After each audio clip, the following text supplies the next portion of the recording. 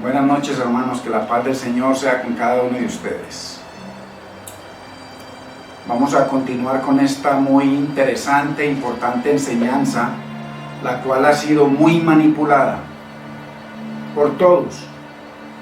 Ahí no nos salvamos ningunos, porque lo que nos han enseñado, eso también lo hemos enseñado, así que todos somos responsables, pero bueno, gloria a Dios, que el Señor es luz y su palabra es luz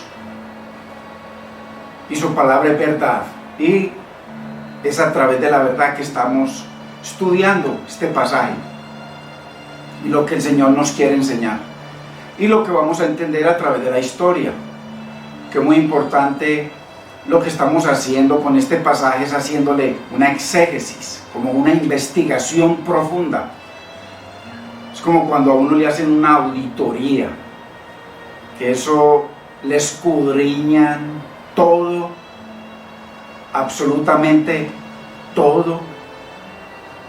Hay cosas que hacen puente con otras, le cruzan. Aquí hay que cruzar los diferentes pasajes que le han acomodado a esto para poder llevar adelante su doctrina.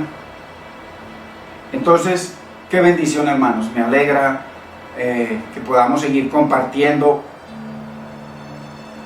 en el nombre del Señor. Así que, Señor, te damos gracias, bendecimos tu nombre, Dios mío. Te damos gracias, Espíritu Santo Maestro, por este privilegio tan grande que nos das de servirte, Señor, de conocerte, y a través de tu misericordia poder entender tus propósitos y poder, Señor, estar en tu verdad. Dios mío, solo tú puedes hacer que tu verdad se establezca en los corazones, Señor. Permite que esta palabra corra y sea glorificada en cada uno de tus hijos, Señor. La gloria es para ti, los demás somos simplemente aprendices, Señor. Unos comparten, pero el único que enseña y capacita y trae luz y revelación eres tú, Señor. Por eso te pedimos que seas tú revelándole a tu pueblo y a mi vida, Señor, tu verdad. En el nombre de Cristo Jesús te damos gracias, Señor. Amén. Gloria a Dios.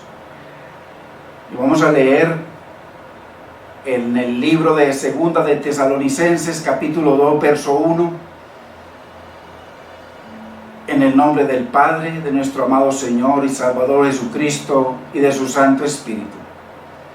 Pero con respecto a la venida de nuestro Señor Jesucristo y nuestra reunión con Él, os rogamos, hermanos, que no os dejéis mover fácilmente de vuestro modo de pensar, ni os conturbéis ni por espíritu, ni por palabra, ni por carta, como si fuera nuestra, en el sentido de que el día del Señor está cerca.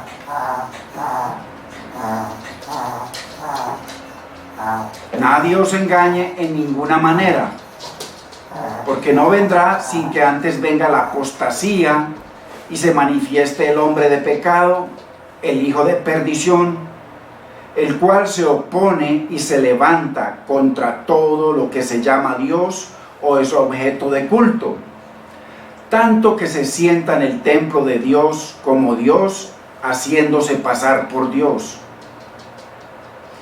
¿No os acordáis que cuando yo estaba todavía con vosotros os decía esto? Y ahora vosotros sabéis lo que lo detiene, a fin de que a su debido tiempo se manifieste. Porque ya está en acción el misterio de la iniquidad, solo que hay quien al presente lo detiene, hasta que él a su vez sea quitado de en medio. Y entonces se manifestará aquel inicuo, a quien el Señor matará con el espíritu de su boca y destruirá con el resplandor de su venida. Padre, te damos gracias, Señor, por una noche más que nos permite reunirnos como tu pueblo, Señor, en pos de ti, en pos de tu espíritu y en pos de tu bendita y preciosa palabra. Señor, haz tú, Señor, tú eres el único que puedes hacer que tu palabra corra y sea glorificada en cada corazón, y que a través de cada corazón siga corriendo, mi Señor, para que tu verdad y tu luz, Señor, sea establecida en nuestras vidas. En el nombre de Cristo Jesús te damos gracias, Señor. Gloria a Dios, hermanos. Pablo les dice nuevamente que el fin solo vendrá, primero que todo, cuando se presente esa apostasía tan tremenda que va a hacer que se manifieste este ser, este personaje, el hombre de pecado, el inicuo, que algunos predicadores le llaman la bestia, el anticristo. Entonces, tan poderosa va a ser esa apostasía que, según el apóstol Pablo, va a hacer que ocurra eso. Y a su vez va a ser también esa apostasía que se manifieste el Señor. Entonces, es importante que miremos de que hay unas palabras muy claves acá, que si les ponemos cuidado vamos a ir entendiendo y vamos a poder ir estudiando, escudriñando y descubriendo qué es eso. Por ejemplo, la apostasía.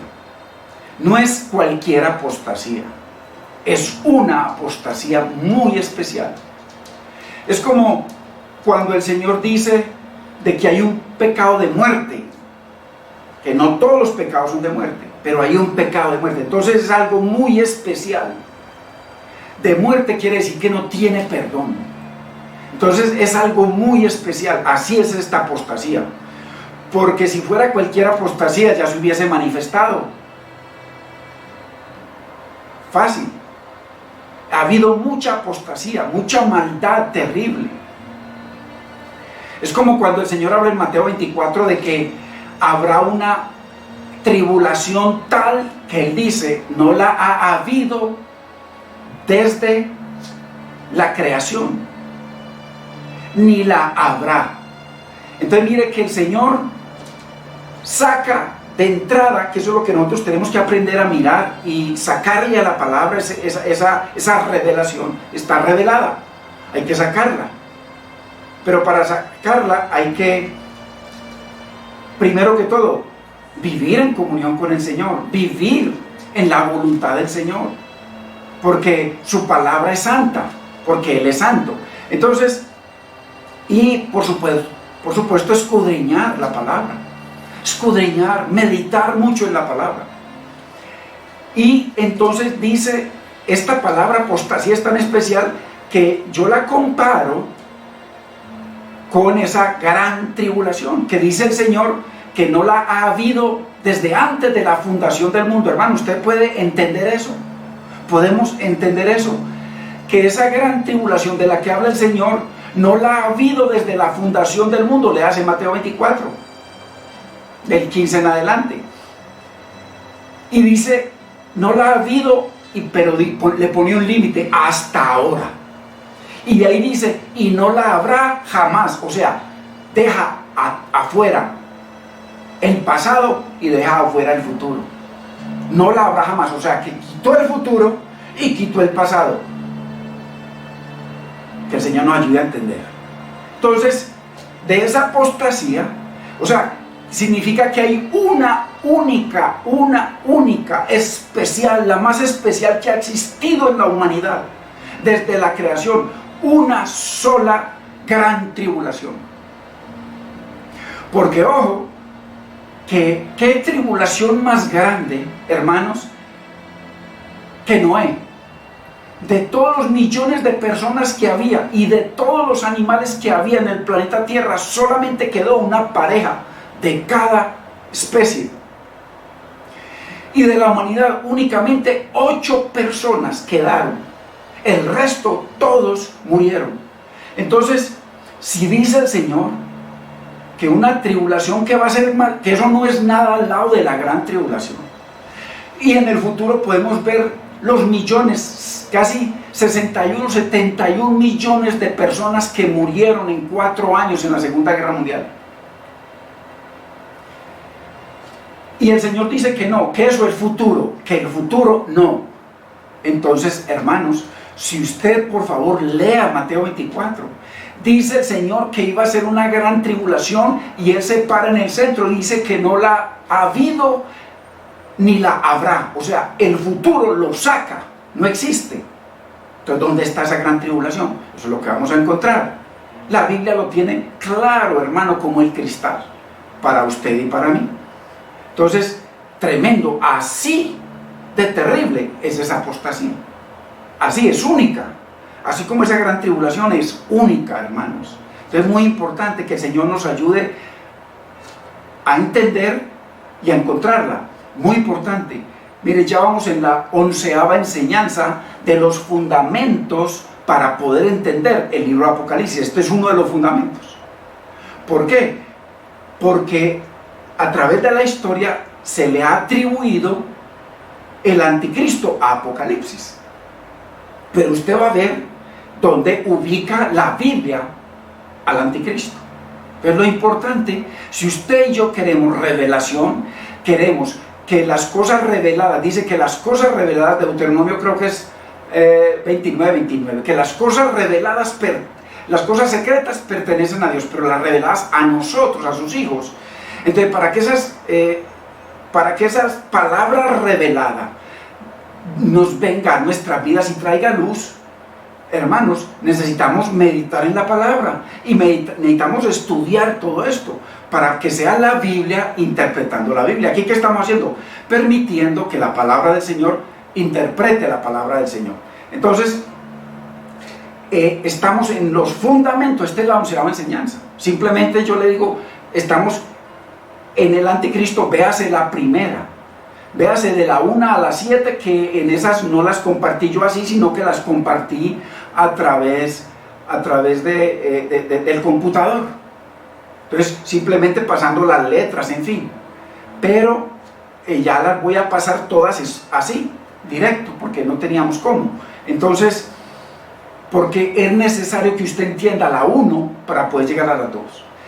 En escatología no es como cuando uno está en religión, que en religión uno puede hasta pastelear, pero en escatología cualquier cosa que quede atrás la va a necesitar más adelante.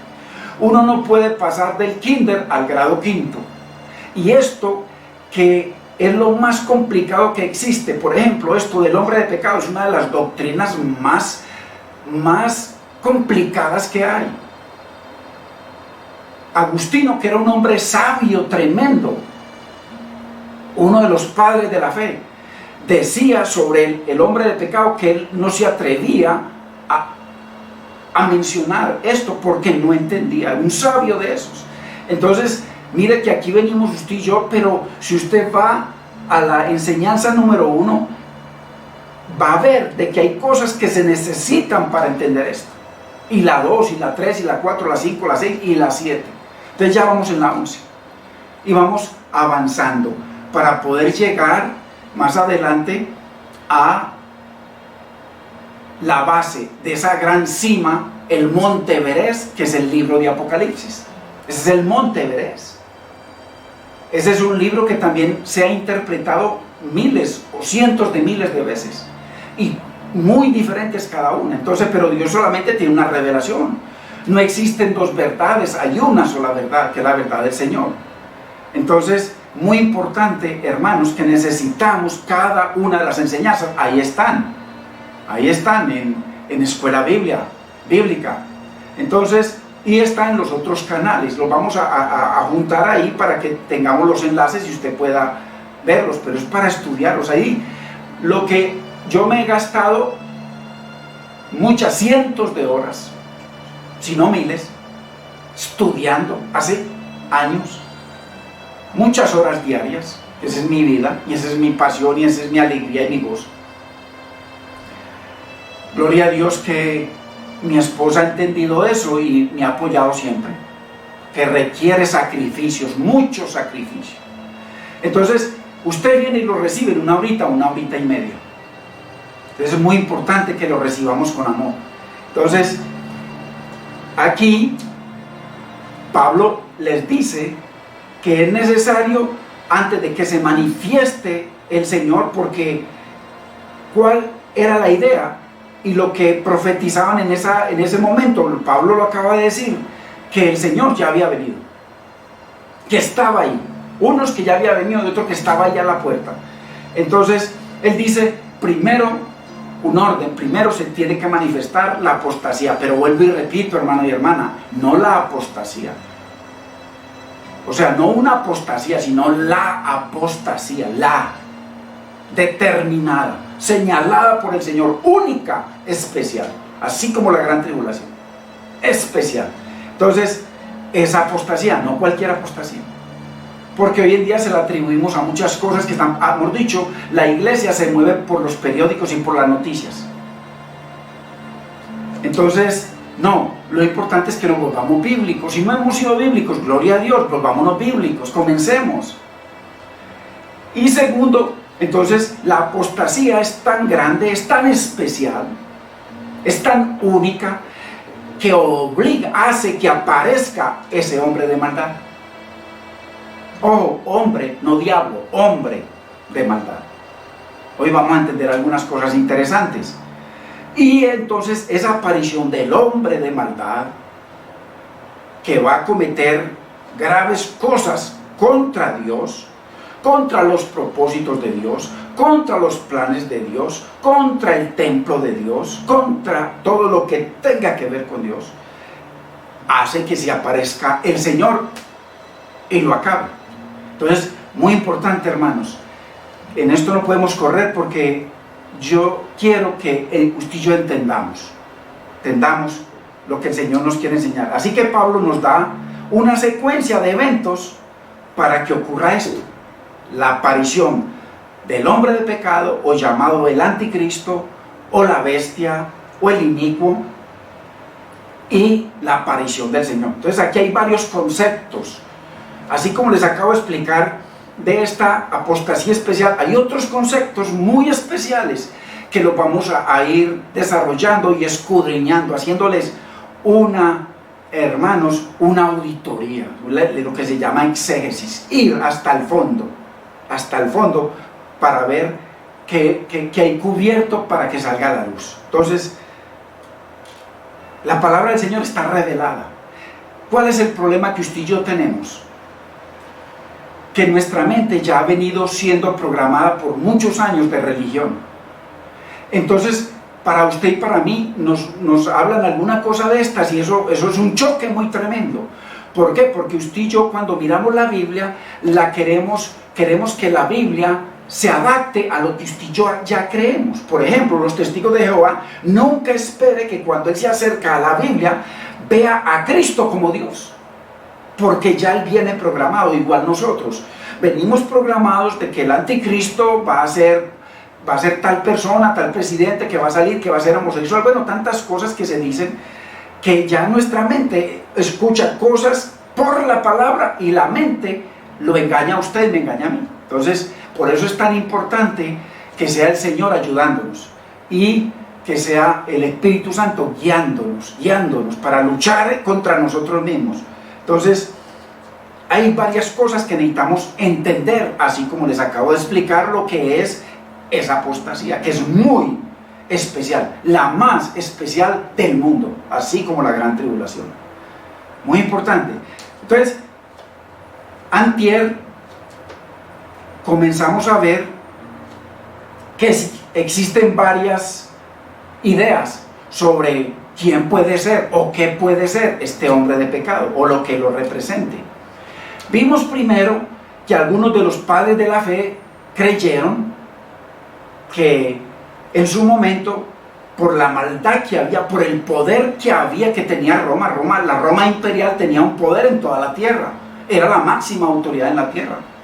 Esclavizaban al que querían, mataban al que querían, sometían al que querían. y cometían muchas cosas graves, al punto que el emperador, hubo leyes que sacaron de que había que adorarlo, como si fuera Dios.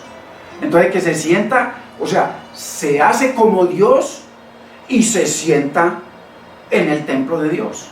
Entonces vamos a ver algunas cositas ahí que tenemos que examinar. Pues esto es la primera que vimos. La segunda posición que comenzamos a estudiar es que el hombre de pecado, o el anticristo, o la bestia, o el inicuo es Satanás, y que Satanás, siendo un espíritu vencido, humillado, atado, que el Señor dice que cómo es posible que alguien va a venir y saquear la casa de un hombre fuerte. El hombre fuerte es él, Satanás, y la casa que él tenía, a la que se refiere Jesús, en el planeta Tierra, que se le fue entregado con todas las almas. Entonces, ¿cómo le va a venir a saquearlo si primero no le ata? Pero él no lo ató para sacarle lo que los 70 vinieron a decir de que había sacado demonios y que se sometían a ellos, se sujetaban. No, lo ató. Aunque Apocalipsis 20 dice que el diablo va a ser atado. Eso lo vamos a ver. Todo eso lo vamos a desarrollar. Todo eso es parte de las doctrinas que vamos a estudiar. Vamos a estudiar también el nuevo Israel de Dios. En fin, las diferentes doctrinas que ya mencionamos mucho en las enseñanzas del 1 al 7. Entonces, vino y lo ata, el Señor lo ató e hizo cosas tremendas con él. Entonces, por eso vamos a ver que esa es una de las teorías de que Satanás es ese ser. Entonces, muchos lo han creído y lo creen hasta hoy. Yo fui uno de los que creí en eso, siempre, porque eso era lo que enseñaban. Entonces, mire que es difícil para uno cambiar de idea. ¿Por qué? Porque queda como un mentiroso. Hermano, no le dé vergüenza, ni a mí, quedar como un mentiroso. Si antes enseñamos una cosa y ahora estamos en la verdad, enseñemos la verdad, no importa. Lo importante es la verdad, porque una verdad siempre nos va a llevar a otra verdad. Entonces, pero hoy se sigue enseñando de que ese hombre que va a aparecer es Satanás, que se va a meter dentro de una persona y le va a dar autoridad y poder. Entonces, hoy se sigue enseñando. Y dicen que el que lo detiene es el Espíritu Santo. Entonces, que el Espíritu Santo a su tiempo va a ser quitado para que él se manifieste tremendamente. Y entonces de ahí donde sale la doctrina del rapto. Ojo, pretribulacionista. Rapto es bíblico, 100% bíblico. El que no crea en el rapto está contrario a las Escrituras. Entonces, pero como les explicaba en estos días, hay un rapto, pero no pre, ni pos, ni pa, sino un rapto bíblico, que la Biblia es muy clara. Pero hay un grupo de maestros que enseñan de que antes de que se manifieste el hombre de pecado, primero necesitan sacar al Espíritu Santo, y como el Espíritu Santo está dentro de los creyentes, entonces viene el rapto y se lleva a los creyentes que tienen el Espíritu Santo adentro, entonces se los lleva y con ellos se lleva el Espíritu Santo. Pero es que el Señor dice que Él todo lo llena. Uno de sus atributos es que Él es omnipresente, o sea, es imposible sacarlo de nada. Si yo me escondiera en el fondo del mar, ahí estás tú. Señor, si yo hago mi nido en lo alto de las estrellas, ahí tú estás, le decía el siervo del Señor. Entonces no hay forma, pero esa es una de las teorías. Entonces, que al raptarse la iglesia antes de que comience la gran tribulación, por eso se llama pretribulación, que antes de la tribulación el Señor viene, la venida del Señor, rapta la iglesia y entonces ya se manifiesta. Y al manifestarse, primero que todo, se manifiesta como un hombre de paz, un hombre muy rico, muy poderoso. Por eso dicen que anteriormente decían que era Trump, en sí, Putin, en fin, muchos gobernantes y muchos hombres poderosos, Napoleón. Entonces, que va a tener verdaderamente poder de hacer paz y de hacer pactos. Entonces, que va a comenzar primero 3 años y medio, muy tranquilito, haciendo pactos con todo el mundo, ayudándole a la humanidad, y entonces a la mitad de los 3 años y medio, entonces va a romper el pacto que hace con Israel. Y en el templo, en el templo que van a construir, entonces es donde él se va a sentar. Esa es la enseñanza. Pero también hay otro grupo que se llama medio tribulación, o sea que a los 3 años y medio es donde viene Cristo, o sea que la iglesia es raptada antes de que le dé la ira a Satanás o al hombre de pecado o al anticristo o a la bestia. Y entonces los otros últimos 3, ahí sí va a pasar terrible, y que ahí se van a quedar muchos cristianos que estaban en pecado, se van a quedar entonces 3 años y medio. En otros, cuando viene al principio, que raptan a la iglesia al principio de los 7 años, entonces estos se quedan 7 años. Pero para los otros no, solamente como es en la mitad se quedan 3 años y medio. Pero hay otro que es post-tribulación, o sea que al final de la gran tribulación, entonces ahí es donde viene Cristo, o sea que la iglesia pasa por la gran tribulación. Pero hermanos, por amor de Dios, vuelvo y menciono, el Señor le hace Mateo 24, creo, no sé si es 20, creo que es 21, o si no, ahí está cerquita. El Señor les dijo que va a haber una tribulación cual nunca la ha habido desde la fundación del mundo. Sacó el pasado completo, o sea que de ahí hasta la creación del hombre nunca existió esa tribulación. Y dice, hasta ahora, ni la habrá, o sea, sacó el futuro, el día de nosotros, lo sacó, no existe, ni de aquí a miles de años más, no, lo sacó, ni la habrá.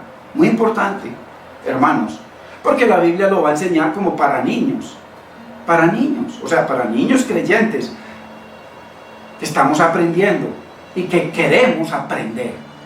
Entonces, y así hay otra que es premilenialista, otra postmilenialista, o sea, diferentes posiciones, pero rapto no hay sino, hermanos. Entonces es muy importante que entendamos de que sí hay un rapto, pero aquí ya vemos un conflicto entre diferentes escuelas de pensamiento e interpretación, que ellos dicen que no, que el que tiene la razón es el que es antes, el que es en el medio, el que es al final, el que es después de la gran tribulación, en el milenio, en fin. Entonces eso es lo que hay que mirar, hermanos, muy importante. Entonces, y que entonces el Espíritu Santo se va una vez que venga Cristo, ya sea pretribulación o en el medio de la tribulación o al final, viene y se lleva a la gente.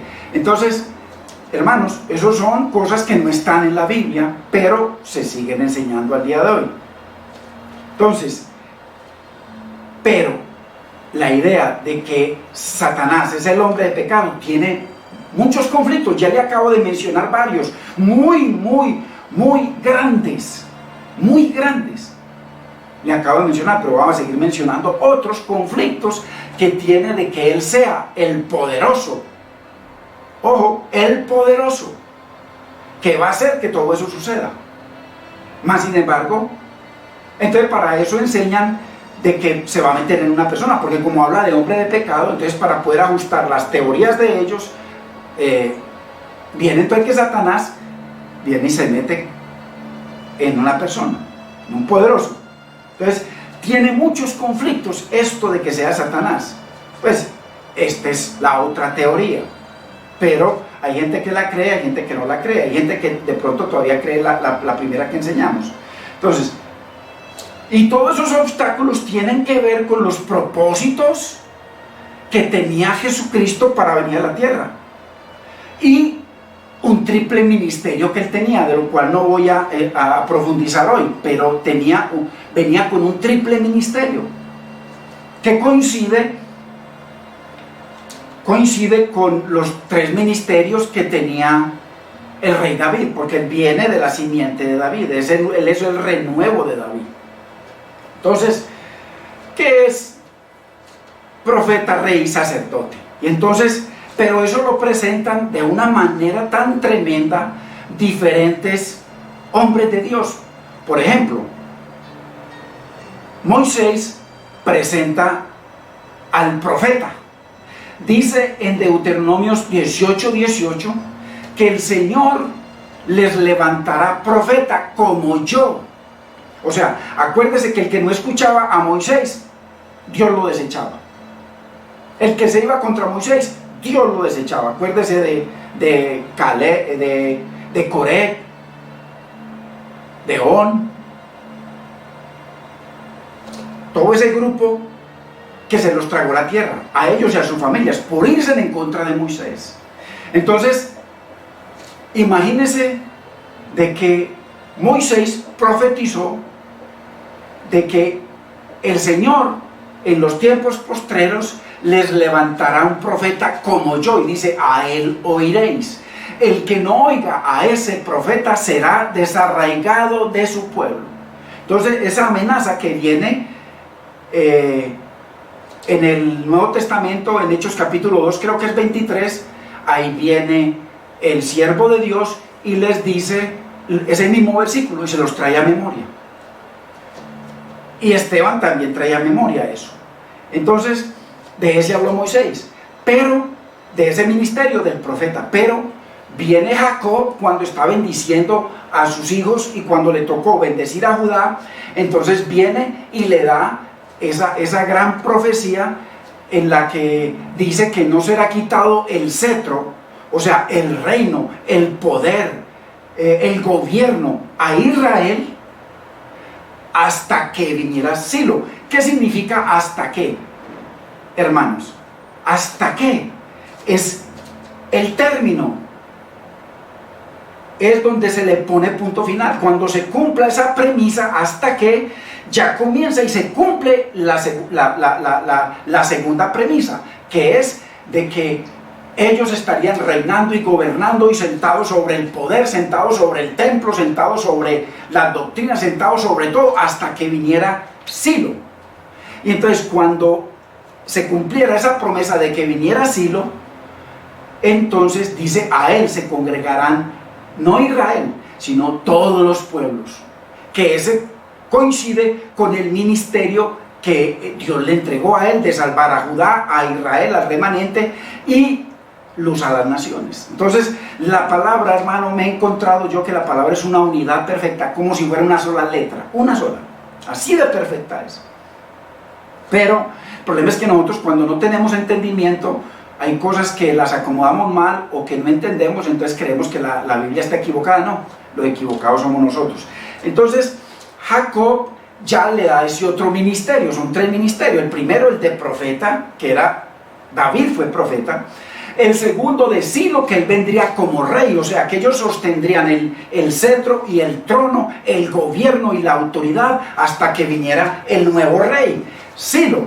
Ojo, para los del milenio, y a él, cuando él viniera, a él se congregarían todas las naciones. O sea que ellos a partir de ese momento perdían el cetro, perdían la autoridad, porque se iban a sujetar a él, lo que no sucedió. Entonces por eso fue que a partir de que él vino se cumplió la profecía a la perfección, a la perfección. Lo que pasa es que ha habido muy mala enseñanza. Él comenzó a reinar desde ese momento, claramente. O sea, desde que él vino, acuérdese lo que le dice Natanael, cuando viene Andrés y le dice, Natanael, mira, encontramos al Mesías, de aquel, al profeta, de aquel del que habló Moisés. Mira, ahí se cumplió lo del profeta, pero también se cumplió ahí lo del rey. Entonces viene Natanael y le dice, de Galilea ha salido algo bueno de Galilea. Y entonces le dijo, ven y vamos. ¿Y cuándo fue? Entonces le dice el Señor, he ahí un verdadero israelita, en el cual no hay engaño. Y él le dice, ¿de dónde me conoces? Y le dice, cuando tú estabas orando debajo de la higuera, yo te vi. Y él mismo le dijo, Señor, tú eres el rey de Israel. Léalo, por favor. Entonces, muy importante, así lo neguemos, porque hay otras teorías de que el milenio, hay diferentes teorías sobre el milenio. Eso lo vamos a enseñar, esta es una de las enseñanzas y la vamos a traer, y usted va a ver la claridad que va a traer la Biblia. Pero ojo, hasta ahora lo que usted y yo creemos del milenio es porque nos lo han enseñado terceros. Ahí va a ser la Biblia enseñándole a usted y a mí, lo vamos a entender como para niños, hermano, que así es la palabra de Dios. ¿Pero por qué? Porque una verdad nos está trayendo a otra verdad, o si no, imposible. Entonces, segundo ministerio que se cumplió, de ese que vino el Señor, del que profetizó Jacob, cuando estaba orando por sus hijos, de que cuando viniera Silo, entonces a él se congregarían. Pero ¿qué pasó? Israel no se congregó a él. Entonces, a partir de que el Señor, ¿por qué? Porque dice David en el verso 29-30, habla de que la tumba de David está, dice Pedro, está hasta el día de hoy aquí con nosotros. Y entonces dice que Dios le había prometido y que le había jurado de que de las entrañas de David, en cuanto a la carne, nacería aquel que se iba a centrar, un hijo, aquel que se iba a centrar en el cetro de David, que iba a tener el cetro de David. Entonces mire, ahí nuevamente se confirma de que el Señor recibió el cetro, lo que profetizó Jacob. Eso está en Hechos capítulo 2, versos 29 y 30. Entonces ahí está. Y más adelante lo puede leer hasta el 30 y tanto, y va a ver que dice que el Señor murió y resucitó, y que cuando resucitó fue exaltado a la diestra. ¿Qué es la diestra de Dios? La diestra de Dios es el poder de Dios, era lo que él hacía en el primer testamento. Él era la diestra de Dios, porque allá, por ejemplo, cuando Jacob luchó con el ángel y dice que lo venció, Jacob en unos versículos más adelanticos, yo creo que está en Génesis 32, dice que más adelantico, dice que tremendo, que había visto a Dios cara a cara, pero en el versículo anterior decían que el ángel, que luchó cara a cara con Dios, hermano, y no murió. Lo mismo dice Manoa, el padre o papá de Sansón, que dice que se le presentó un ángel y después dice que tenían temor de morir porque habían visto a Dios. Entonces, ¿pero quién era? Yeshua. Y Yeshua dice claramente que a Dios, en el Nuevo Testamento, que a Dios no lo vio nadie jamás, que el único que lo puede conocer a Dios es viéndolo a él. Entonces, ¿por qué? Entonces, como dice Moisés que habló cara a cara con Dios, Yeshua HaMashiach, Yeshua Adonai, por ese fue que habló cara a cara, Yeshua. O sea, hay muchos versículos, hermano, pero eso es para otras enseñanzas. Así que, entonces, aquí se cumplió ese segundo ministerio del rey. Y dice entonces que cuando exaltado a la diestra de Dios, y dice, siéntate a mi diestra, ojo, hasta que ponga a todos tus enemigos por estrado de tus pies. O sea, que él se sentó a la diestra del poder de Dios. Pero cuando él resucitó, que declara eso, ahí Pedro, en el mismo día de Pentecostés, entonces viene y lo declara. Entonces el Señor dice que subió, presentó al Padre, se presentó en el santuario celestial, fue coronado rey, con dominio, gloria y reino, bajó, y en Mateo 28:18 dice el mismo Señor, toda potestad, muéstreme, no dijo todo poder, no, potestad, autoridad me es dada en el cielo y en la tierra, o sea, en lo visible y lo invisible. O sea, dígame si ese no es un rey ya establecido, y aquí lo vamos a seguir mostrando. Claro que todavía esto no es la enseñanza sobre el reinado de Cristo, que muchos enseñan de que va a reinar más adelante. Bueno, Cristo reinó, vino, por eso dice, porque un hijo nos es nacido, hijo nos es dado, y el principado sobre su hombro, principado, reino, y será llamado ese que venía, que todavía no había venido, que lo profetizaba Isaías, admirable, consejero, Dios fuerte, Padre eterno, príncipe, rey de paz. Que eso fue lo que declaró Zacarías, el anciano Zacarías, cuando lo cargó, que lo llevaron a presentar.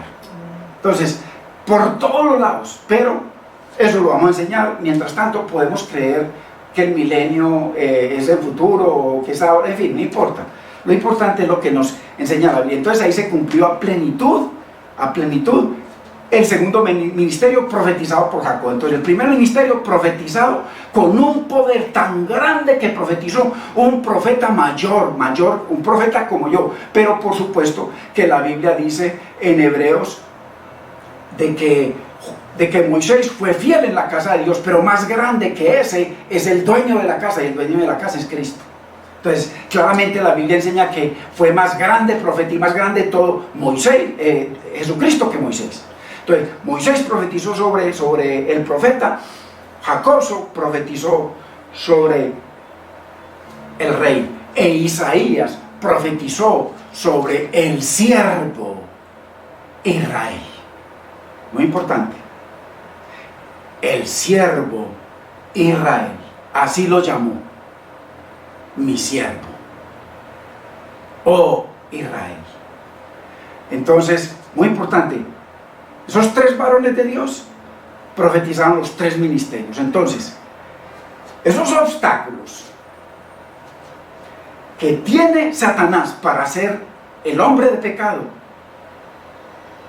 tienen que ver con los propósitos de la llegada del Señor y de su ministerio triple.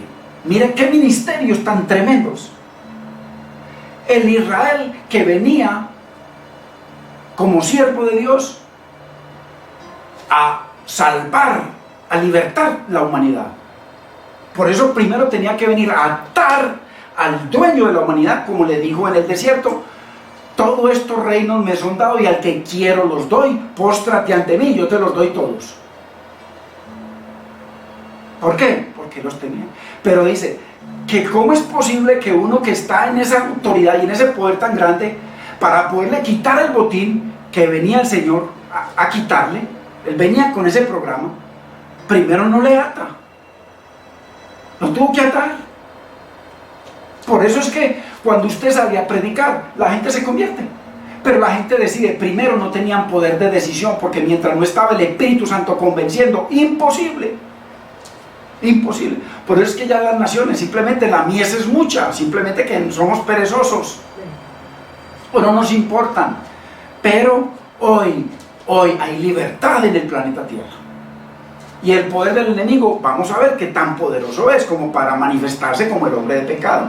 Entonces se encuentra de que tiene graves obstáculos con los tres ministerios con que vino este gran siervo Israel, o sea, Yeshua. No el Israel del desierto, nada que ver. Todos ellos pecaron y se cansaron de pecar contra Dios. Se divorciaron de Dios, rechazaron al Señor. Solamente un puñado hubo siempre de fiel. Pero el Señor había llamado a este Jacob y le cambió el nombre porque él había luchado con el Señor y lo había vencido y había luchado con su hermano. Dice que no sé en qué versículo 32, no sé si es el versículo 13 o algo así, donde dice que o en el 32 o al principio del 33, donde dice que él se humilló ante su hermano. Dice que se postró 7 veces, eso lo dice un solo versículo, se postró 7 veces ante su hermano, perfecta humillación. Pero ojo, que para poder ser Israel tenía que luchar con Dios y vencerlo, y tenía que luchar con los hombres y vencerlos. El Señor hizo lo mismo. El Señor venció a los propósitos del Padre con amor, con humillación. Dice que Él se despojó, ojo, no se despojó como Jacob, sino que se humilló hasta lo sumo. Mire, ya ahí está cumpliendo 2 de las principales de todo el camino de Jacob, pero cumplió muchísimas. Hay que ver la enseñanza, muchísimas. Entonces, muy importante que este Israel, Yeshua, entonces vino con estos 3 ministerios dados por el Espíritu Santo, por Dios, a través de estos 3 grandes hombres: Jacob, Moisés y Elías. Muy importante, esos son obstáculos. Entonces, ¿en qué templo se va a sentar Satanás? ¿O el hombre de pecado? ¿O el inicuo? ¿O el anticristo? ¿O la bestia? ¿Dónde? Hermano, hay 2 posibilidades. 2, no 3. Porque no hay sino 2 templos. De Dios. De Dios.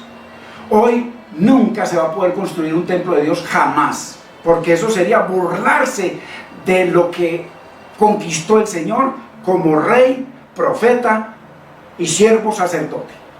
Burlarse. Que nos hemos burlado, porque yo también lo creí. Y también alabé todas las cosas esas. Entonces, ¿a qué templo se está refiriendo Pablo? De que se sentará en el templo de Dios como Dios, haciendo de pasar por Dios. Hay solamente 2 posibilidades. Una, que sea el templo de Dios, que se siente en el templo de Dios. Y el templo de Dios a partir de que vino el Mesías, él dice que él no mora en templos hechos por manos de hombres.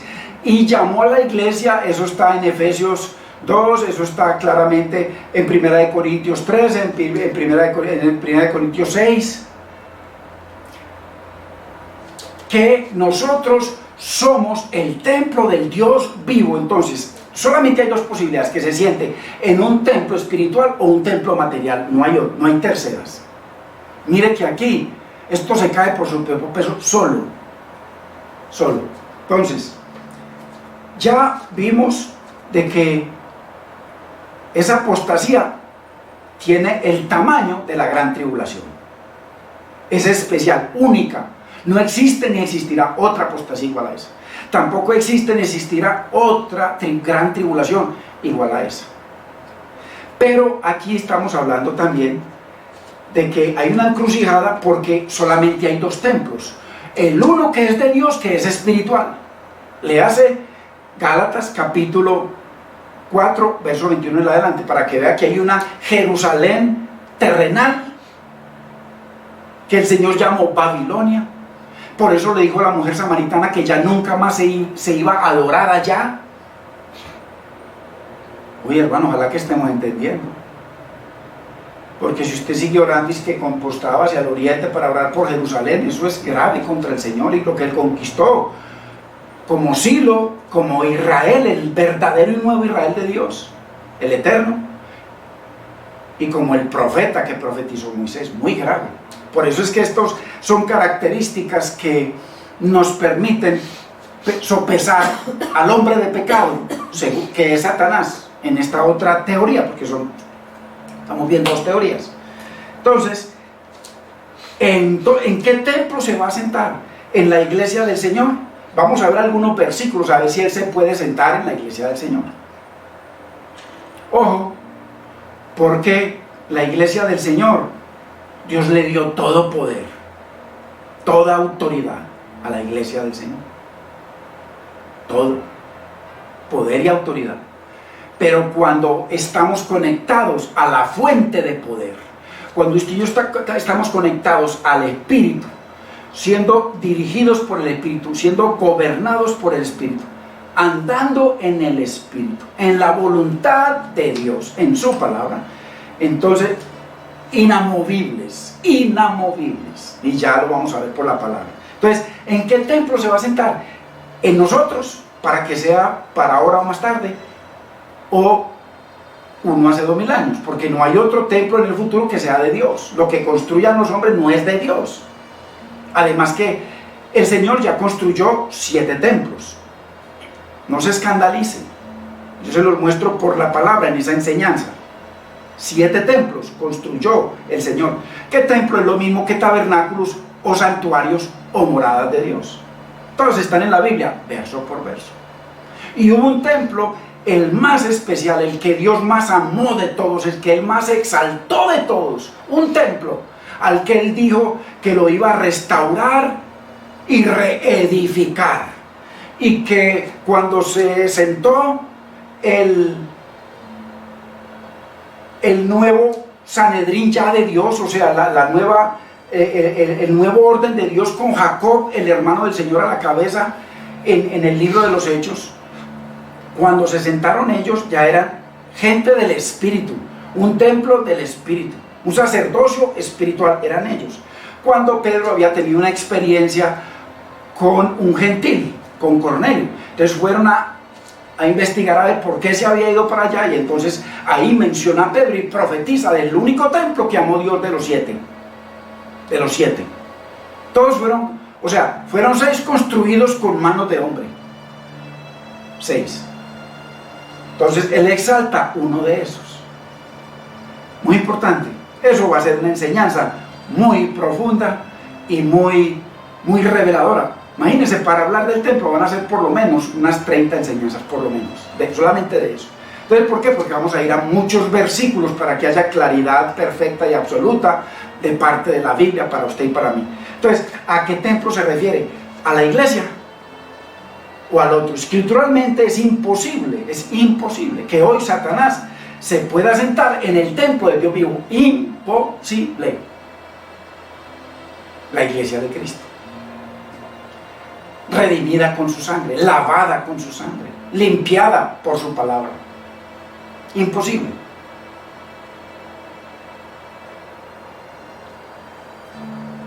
Vamos a ver aquí. Entonces hay que mirar ese supuesto poder, porque dice que tendrá tanto poder que se irá contra Dios, se hará pasar por Dios, se sentará en el templo de Dios, o sea, va a pisotear a Dios como quiere. Entonces, hay que mirar ese supuesto poder de Satanás a la luz de las conquistas del rey Ciro, profeta y sacerdote Israel, el Mesías. Hay que ver eso a esa luz. Muy importante, hermanos. Dice la palabra en 1 Juan 3:8 para que veamos si sí o no, que el Señor vino a deshacer las obras del diablo.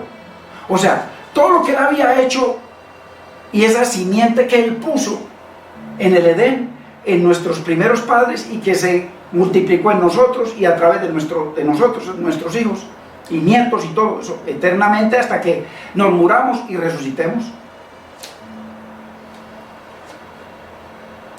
Vino a deshacer las obras del diablo. Entonces, o las deshizo o no las deshizo, pero hermano, él dijo en la cruz, todo se ha cumplido. Y en la cena, con sus apóstoles, con sus discípulos, dijo, todo se ha terminado. He acabado la obra. Entonces, si él vino, si aquí dice Juan que él vino con ese propósito para deshacer las obras del diablo, no las deshizo. Entonces lo que esperan es que haya un tiempo, un milenio de pura santidad, de puras cosas. Hermanos, eso no va a ocurrir.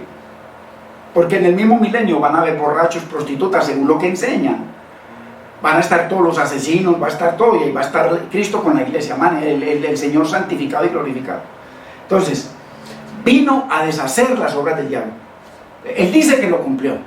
Ok, no importa lo que digamos usted y yo, los pastores.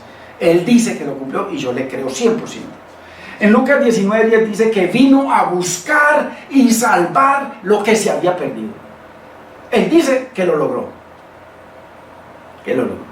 Pero como él vino y nos dio libertad, él dice por allá en Lucas 14:25, dice que grandes multitudes lo seguían. ¿Cómo serían las multitudes que lo seguían a él?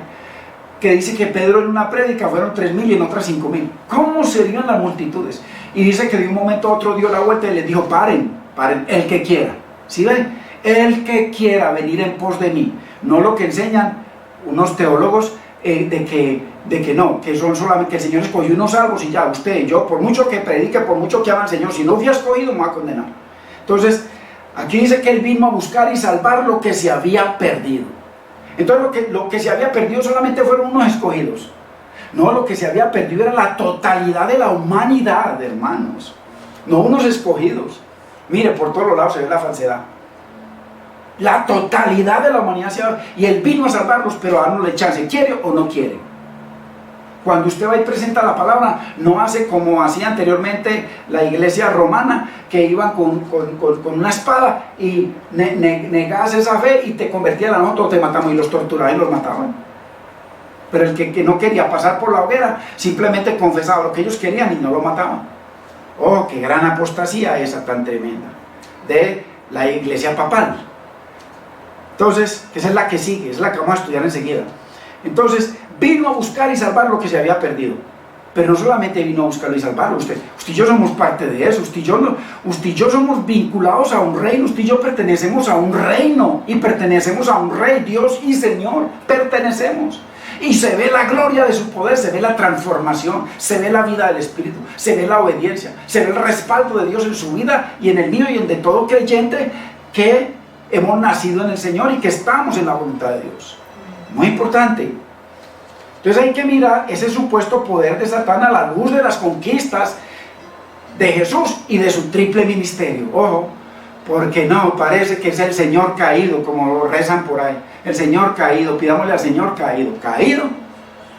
Él está reinando, Él está a la diestra del Padre. Usted no sabe que hay por lo menos 20, 21 versículos en el Nuevo Testamento en donde dice que Él está a la diestra del Padre, o sea que Él está reinando a la diestra del Padre. Pero es que Él es Dios en el cielo y en la tierra. ¿No dijo pues antes que toda potestad, y cuando se fue se le perdió la potestad en la tierra? No, Él es rey en el cielo y en la tierra. No que va a venir a reinar en un milenio. No, Señor, hermano. Él es rey en el cielo y en la tierra. Eso es lo que declaró aquí a los discípulos en Mateo 28, 18. Entonces cuando se fue, no, ya siguió siendo reinando al lado de Dios en el cielo. No, Él es rey en el cielo y en la tierra. Hermano, ¿usted le va a creer al Señor que declaró eso o a nuestras teorías? Todo depende de las conquistas del Señor, las conquistas de Israel, o sea, de Jesucristo, llamado en Isaías capítulo 49, verso 3, oh Israel. Dios mismo lo llamó Israel, porque Él era el nuevo Israel, el nuevo, no hay otro. Entonces, si no entendemos que el enemigo ya fue vencido, no que va a ser vencido, no solamente vencido, avergonzado, destruido, según Hebreos 2.14, destruido. Dice que el Señor participó de carne y sangre para destruir por medio de la muerte, de su muerte, al que tenía el imperio de la muerte, y dice al diablo, destruirlo. Pero es un espíritu, ojo. Entonces, lo venció, lo destruyó, lo avergonzó y lo despojó, le quitó todo. Ojo, pero no solamente, por allá dice el Señor que despojó a los principados y a las potestades. Porque es que, mano, la Biblia dice que nosotros no tenemos lucha contra carne ni sangre, sino contra principados, potestades. Pero en este contexto de un rey que es nuestro rey, de un Señor que es nuestro protector, de un Señor que es nuestro defensor, ¿dónde queda eso? De un Señor que ya los despojó y que están sujetos y sometidos a Él. Hermanos, muy importante que entendamos la palabra. Entonces, le vamos a seguir atribuyendo un poder que no tiene. Todo su poder y maldad, todo el poder y la maldad del enemigo, Él lo inyectó en el Edén. Y ese poder sigue igual que antes, sigue vivo. Y no se va cuando usted y yo nos convertimos al Señor, sigue dentro de usted y de mí. Porque existe la apostasía. La apostasía es que un creyente se vaya de la verdad del Señor, niegue al Señor, se vaya contra los propósitos y los planes de Dios, se vaya contra Dios. Ojo, o si no, eso es lo que significa apostasía. Busquen en el diccionario, hermano y hermana. Eso es apostasía. Entonces, vamos a seguir atribuyendo ese poder tan grande que no tiene, sabiendo que todo su poder depende de nuestra concupiscencia. Por eso dice Efesios 2:2, que nosotros andábamos en delito y pecado en otro tiempo, pero ahora ese poder obra, ese poder de maldad obra a través del espíritu de la potestad del aire, el espíritu que hoy opera, dice Pablo, hoy, desde hace 2000 años, en los hijos de desobediencia. Entonces, ¿por qué usted cree que un pastor es un siervo de Dios y en un momento a otro se va le quita yo conozco, le quita la mujer a algún hermano de la iglesia y se va con ella? O le quita lo único que está es por comercio. ¿Por qué? La concupiscencia, que le sucedió a él, le sucedió a él, pero me puede suceder a mí. No hay que escupir para arriba, porque nos mojamos. Entonces, hermanos, el enemigo hoy opera a través de los hijos de desobediencia. No más, no tiene ningún otro poder. Mateo 15:19, mire lo que dice, porque del corazón del hombre salen los malos pensamientos. Ay, Dios mío, yo pensé que era una potestad que venía y se me metía a mí, o el diablo que venía y me obligaba a hacer eso. No, del corazón del hombre salen los malos pensamientos, los homicidios, los adulterios, las fornicaciones, los hurtos, los falsos testimonios, las blasfemias. Ojo, no que las potestades vengan ya cuando fuimos libertados, eso ya no tiene poder, y se lo voy a seguir mostrando por la palabra, hermanos. Entonces, y aunque la Biblia dice en Efesios 6:12 de que, hermano, que no tenemos lucha contra sangre ni carne, sino contra principados, contra potestades, contra los gobernadores de las tinieblas de este siglo, contra huestes espirituales de maldad en las regiones celestes. A pesar de que Efesios 2 dice, el Señor dice, pongámonos la armadura. Hay que ponernos la armadura. Hay una enseñanza, hermanos, que se llama la armadura de Dios. Son 50 enseñanzas, 50. Te va a ver qué maravilla la Biblia, cómo se abre ante nuestros ojos. Las últimas 15 enseñanzas de esas 50 son sobre la llenura del Espíritu Santo. Va a ver lo que es la llenura del Espíritu Santo según la Biblia, no lo que nos han enseñado a nosotros. Que la llenura del Espíritu Santo es que usted empiece a hablar en cosas que usted ni siquiera ni yo entendemos. Muy importante, mírela, muy importante. Entonces, a pesar de que el Señor dice aquí que nuestra lucha es contra esos poderes, el Señor dice a través de Pedro, en 1 de Pedro 3:22, dice que a Él, al Señor, están sujetos todos esos poderes y todas esas autoridades, están sujetas a Él. Y Él es nuestro Rey, Él es nuestro Padre, Él es nuestro Señor, Él es nuestro guía, Él es nuestro pronto auxilio, nuestro libertador, Él es nuestra defensa, Él es nuestro abogado. Hermanos,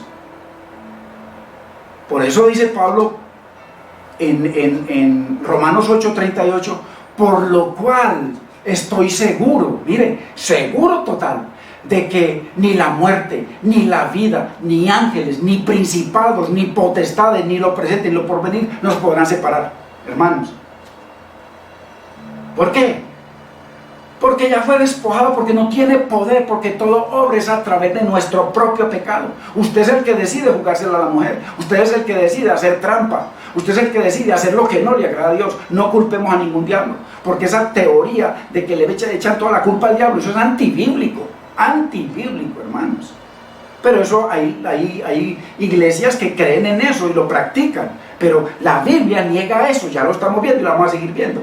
1 Corintios 10:13, no os ha sobrevenido ninguna tentación, ojo, que no sea humana. Ay, pero el Señor, yo pensé que eran los principados y las potestades contra las que lucho. No, nada que ver. No, es humana. O sea, toda tentación, todo lo que usted vea y le pase es humano, está en el ámbito humano. No le meta por allá nada. Lo que venga viene de adentro del corazón, o sea, de la mente, de nuestra concupiscencia, de nuestra naturaleza corruptible y de este cuerpo mortal. Ojo, no os ha sobrevenido ninguna, o sea, el Señor las sacó todas, no me meta una, ninguna tentación que no sea humana, o sea, todo está entre nosotros.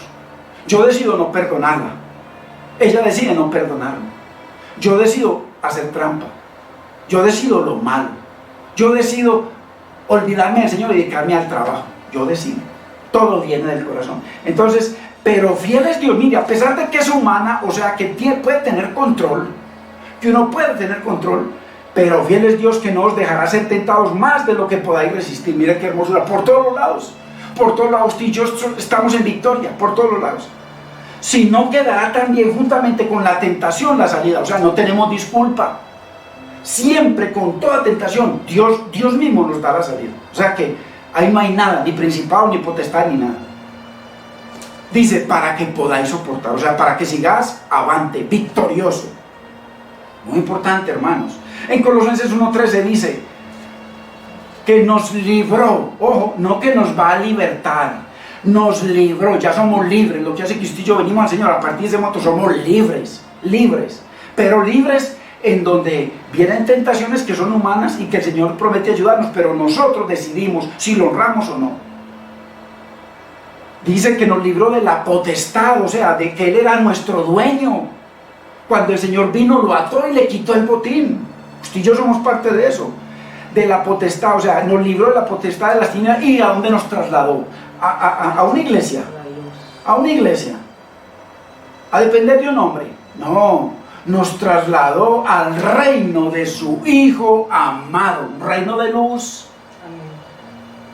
un reino de gloria y de poder. Entonces, usted y yo pertenecemos a un reino, no vamos a pertenecer dentro de 1000 años o dentro de no sé cuántos miles de años, en un reino milenial, no. Nos trasladó a un reino, o sea, que usted y yo pertenecemos a un reino ya. Y cuando dice por ahí en Apocalipsis que reinaremos con Cristo 1000 años, es como decir que la secretaria está trabajando, o sea, que la secretaria trabaja con el gobernador. Hermano, 1000 años. Pero no significa que el gobernador sea gobernador al mismo tiempo que la secretaria que está trabajando con él. O sea, cuando dice que somos un reino de sacerdotes, no reyes, porque en la hermenéutica hay un principio que habla de la primera mención. La primera mención de reino la hizo el Señor en Éxodo. En Éxodo, me lo sé de memoria, pero en este momento no me acuerdo, cuando dice, creo que es 5, dice: os he sacado de Egipto sobre alas de águila, para que seáis mi especial tesoro, un pueblo santo y de sacerdote, un reino santo y de sacerdote. Entonces, lo que menciona Apocalipsis es una traducción que dice que seremos reyes. No, usted y yo no hay sino un rey. No hay sino un rey, que es el Mesías. Usted y yo somos un reino, pertenecemos a ese reino. Pero entonces cuando comenzamos nosotros a reinar, entonces va a comenzar a reinar Cristo. No, Él vino como lo dice Isaías, que el principado estaba sobre su hombro, como lo declaró Pedro en el día de Pentecostés, como lo profetizó David y muchos otros, como lo declaró Natanael, como lo dijo él mismo cuando se presentó al Padre y fue coronado rey y se le dio dominio, gloria y reino. Ojo, hace 2000 años. Entonces, por eso aquí dice que nos trasladó del reino, de la potestad, de las tinieblas, que él era dueño de nosotros, y nos trasladó a un reino. Usted y yo pertenecemos a un reino, hermanos, hoy, un reino, no en 1000 años.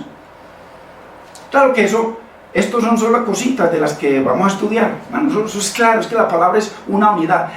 El reino solamente se menciona ahí en 4 o 6 versículos dentro de un mismo capítulo 20. De resto, usted no lo tiene en ningún capítulo de la Biblia, solamente hay, pero no tiene un contexto, sino que eso lo volvieron una doctrina, hermanos. Pero vamos a ver, estamos viendo que la Biblia se habla, pero mientras tanto puede seguir creyendo, hermano, eso no hay problema, yo también lo creí. Entonces, nos libró de la potestad de las tinieblas y nos ha trasladado al reino de su Hijo amado, a un reino, no a un reino futuro. ¿Cómo así que el Señor me va a trasladar a un reino? No, yo pertenezco a un reino, hermano. ¿Usted por qué cree que ya el pecado no tiene poder sobre mi vida, que anteriormente me movía como un muñeco? ¿Usted por qué cree que usted y yo podemos y tenemos poder de glorificar a Dios con nuestra vida, con nuestra mente, con nuestro ser, con nuestros bienes? ¿Por qué? Porque pertenecemos a un reino, pero no es de palabra. Ese reino hay un poder sobre su vida y un poder sobre mi vida. Entonces, ¿en qué templo se va a sentar el enemigo? Solamente queda un templo en el que él se pueda sentar. El templo hecho de manos. No más. Pero tiene que ser de Dios. Ojo, muy importante. Así que la idea de que el enemigo que ha sido atado, vencido, despojado, humillado, avergonzado y tantas cosas, destruido, tiene graves problemas escriturales, o sea, con la palabra. Pero esa es una de las teorías, hermano. Esa es una de las teorías. Y es una de las teorías que más cree la iglesia a nivel mundial. La tercera teoría sobre quién o qué representa a este hombre de pecado es el papado romano, la iglesia católica. Esa es la tercera teoría, pero ya se nos acabó el tiempo y vamos a dejarlo para la próxima enseñanza y para que comencemos a desarrollar esto mucho más profundamente, más maravilloso, porque vamos a entender cosas muy preciosas. Hoy debimos haber entendido cosas muy tremendas que de pronto la mayoría nunca las habían entendido. Entonces, gloria a Dios, porque el propósito del Señor es que ser luz para su vida y para la mía. Bendito es el nombre del Señor. Padre, te damos gracias, Señor. Bendecimos tu nombre, Dios mío. Señor, yo te doy gracias por cada uno de mis hermanos, Señor, los que tienen acceso a esta palabra. Hermano y hermana, por amor de Dios, comparta esta palabra, compártala. Pídale, órele al Señor si esta es palabra de Dios o no, compártala, porque muchos necesitamos ser libres por la verdad, solo la verdad nos hará libres. Señor, glorifícate, Señor, en la vida de mis hermanos, Señor. Mira este problema tan grave que hay a nivel mundial. ¿Cuántos hermanos están padeciendo necesidades, Señor? Necesidades en sus hogares, necesidades con sus esposos, Señor. Necesidades de amor, de comprensión, de restauración, Señor. Necesidades de trabajo, Señor, hasta de comida, Dios mío. Ten misericordia, Señor, y pon en nuestros corazones que podamos compartir, así sea, de lo que tenemos en nuestra boca, Señor. Porque tú eres un Dios de amor, Señor, no un Dios mezquino, Señor. Glorifícate, Señor, en la vida de cada uno de mis hermanos, Señor, y todos aquellos, mi Señor, que han de ser salvos a través de la palabra de ellos. Señor, te damos gracias y te bendecimos, Dios mío, en el nombre de Cristo Jesús. Amén. Hermanos, yo había dicho de que el próximo domingo era íbamos a celebrar la Santa Cena, pero nosotros siempre la celebramos el primer día del mes. O sea, que es el primer día de la semana del mes. Entonces no cae en esta, sino en la próxima, así que en la próxima la vamos a estar celebrando. Recuerde que es un mandamiento del Señor. Así que, hermano, por favor escríbanos. Miren, me parece muy maravilloso, me escribieron sobre un tema que es importante. Yo lo había visto así, sobre glorificar la palabra, solo la palabra, no mezclarle nada, no mezclarle críticas ni señalamientos contra nadie, y lo recibo con amor y creo que Dios se glorifica en eso. Cuando tenemos un corazón enseñable, hermano, vamos a hacer lo que le agrada al Señor. Pero mire qué importante cuando usted usa el teléfono o nos escribe por ahí sobre cosas que de pronto hay que corregir, hermano, y con amor y con humildad las vamos a corregir, porque queremos que Dios sea glorificado y que esta palabra sea de bendición y de luz y no de obstáculo, por las formas en que uno pueda compartir o hablar, ¿cierto? Entonces, gloria a Dios, y bendigo a esas personas que me han escrito, que me han llamado para glorificar al Señor. Me siento muy feliz y muy agradecido con el Señor y con los que se dejan usar para su gloria y para su honra, y así seguirá. Si usted ve algo que no es así, por favor escríbame, hermano, me hace un bien, porque a lo mejor uno a veces no lo ve o cree que está bien, hermano, pero para eso es que somos, para hacer luz. Así que, gloria a Dios, la paz del Señor sea con ustedes en sus hogares, y que la palabra del Señor corra y sea glorificada en sus vidas, en vida y a través de ustedes, para la gloria y honra del Señor. Bendito es el nombre del Señor, hermanos. Bendito es el nombre del Señor.